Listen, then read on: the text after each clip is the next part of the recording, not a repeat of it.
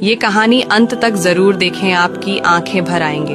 ये कहानी है हमारे पहाड़ों में खिल रहे लाल रंग के बुरांस की, जो कि आजकल पहाड़ों में खूब खिलता है।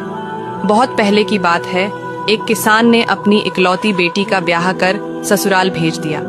बेटी जब से ससुराल गई लौटकर नहीं आई। किसान और उसकी पत्नी बहुत दुखी रहने लगे। उधर बेटी ससुराल में सास के बुरे व्यवहार से बहुत दुखी रहती थी। एकांत में मन ही मन रोती रहती थी। वहां कोई भी उसके मन की बात सुनने वाला नहीं था।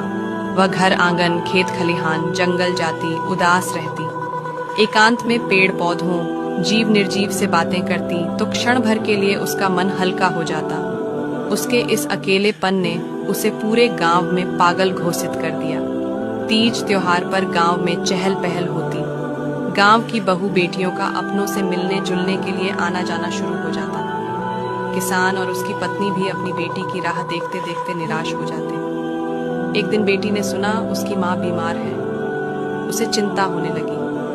उसने हिम्मत करके अपनी सास से कहा कि मैं अपनी बीमार माँ से मिलकर आती हूँ। सास ने जब बहू को बहुत खरी खोटी सुनाई और ढेर सारे काम बता दिए, और आर कहाँ जो मैंने काम बताए हैं उनको पूरा करके जाना, दिन ढलने को आ गया। बहू ने अपनी सामर्थ्य से अधिक काम निपटाए, पर सभी काम पूरे ना हो सके। बहू के फिर बहुत मिन्नतें करने के बाद सास ने उसे जाने की अनुमति दी।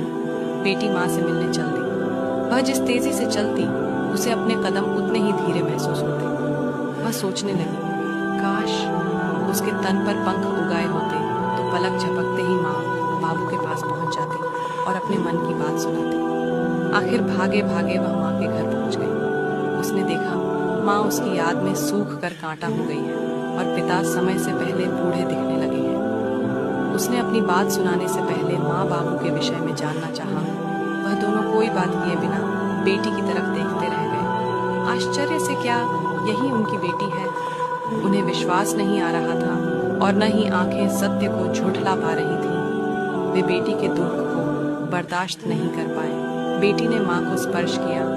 माँ निर्जीव पड़ी रही।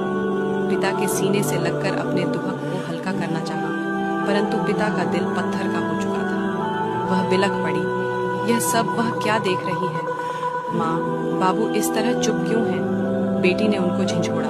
वे दोनों जीवित नहीं थे।